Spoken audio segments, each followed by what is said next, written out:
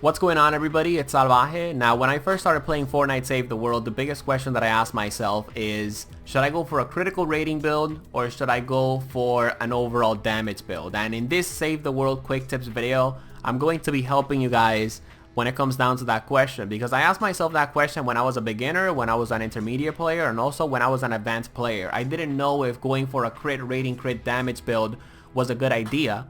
And I didn't know if going for an overall damage build sometimes was a good idea. So let's get straight into the video. The first thing that you want to ask yourself is, do I have the resources to go for a critical rating, critical damage build? A crit rating, crit damage build is completely useless if you don't have at least critical rating all the way up to legendary. If you have critical rating all the way up to legendary, your chances of landing critical damage bullets increase big time. As you guys can see, this hemlock right here, 43% chance of landing critical damage bullets. So, you know, the reason why I went with a crit rating, crit damage build is because I was able to put crit rating all the way up to legendary. If you are in other destinations in Fortnite Save the World, like Stonewood and Plankerton, going with a critical rating, critical damage build is always a stupid idea because you're not going to be able to maximize your critical hit chance. You need to make sure that you ask yourself, do I have the resources to make this crit rating, crit damage build possible? And if you don't have the resources, you know, if you're in Canny Valley and Twine Peaks, you gotta ask yourself, am I going to actually get the resources to make this build for this weapon viable? Or am I not really going to go out to get the resources? Because if you don't want to grind for the legendary perk up to go for a crit rating, crit damage build, you should just make an overall damage build. So all in all, let's summarize everything that I just said and the first point of the video. Right here, I have a hemlock, right? And it has a 15% critical hit chance, which we're going to talk about soon. The hemlock is a really good crit rating, crit damage weapon, right? It's a really good roll on the hemlock. But let's say that I'm a Plankerton player. Instead of going for a crit rating, crit damage build, I'm going to go for an overall damage build. So I'm going to leave the fire rate, I'm going to leave the magazine size, or maybe switch it with a reload speed. I'm going to leave the headshot damage, and I'm going to put damage on this last perk right here. Why? Because this is going to be the best way for me to maximize the hemlock at the current destination that I'm at. The second thing that you guys need to keep in mind when it comes down to going for a critical rating, critical damage build is the critical hit chance that the weapon has. Okay, so if a weapon has a 10% critical hit, this is a really bad idea because the Krypton, okay, alright, we're gonna look for a weapon that has a 10% critical hit chance. Here we go.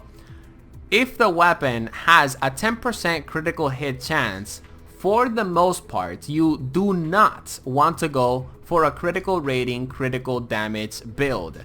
And the reason for that is because weapons that have a 10% critical hit chance, when you put critical rating all the way up, they're only going to have a 38% chance of, you know, making the bullets that you fire be critical damage bullets, okay?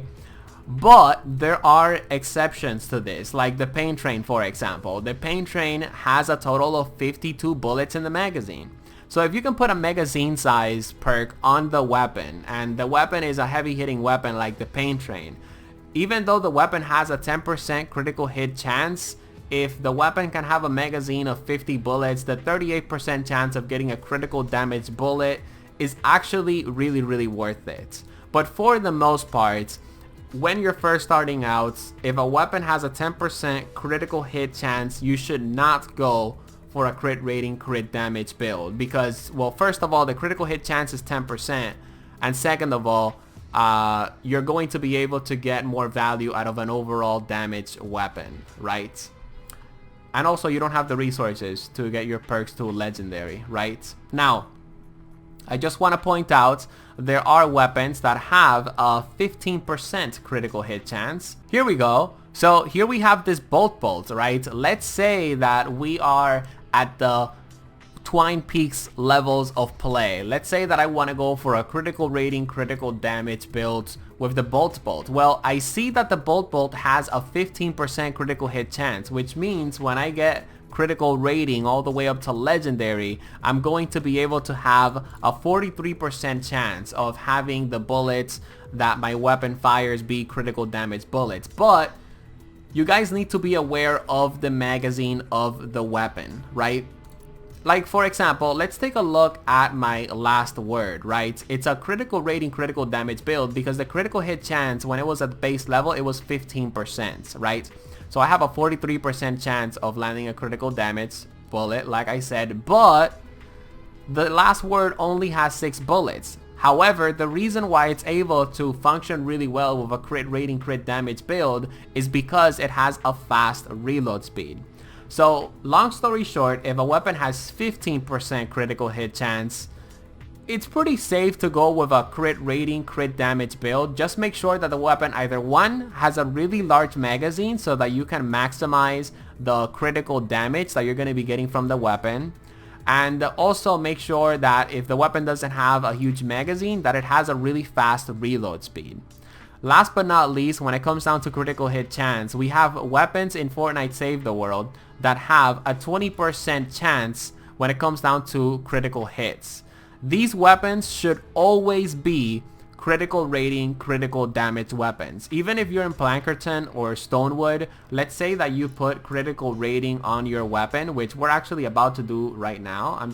So you're in Plankerton, you have the Silent Spectre, which is a weapon that I definitely recommended, and you have critical rating all the way up to blue. Look at that. You have a 41% chance of your bullets being critical damage bullets, and that's why if your weapon has a 20% base critical hit chance, you should always go for a critical rating, critical damage build so that you maximize that weapon and the critical damage that it provides. So that's pretty much it. That's how you decide whether you should go for a crit rating, crit damage build or an overall damage build. I know some parts of the video were a little bit complicated, but I wanted to put as much information out there so that you guys can make educated decisions and educated choices when it comes down to, of course, going for specific builds.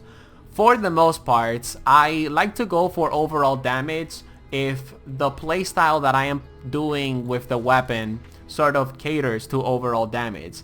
Like right here we have a helium shotgun. I can make the magazine size up to 21, so a crit rating, crit damage build wouldn't be that bad, but since the helium shotgun has a 10% critical hit chance, I'd rather go for overall damage instead of critical rating, critical damage, right?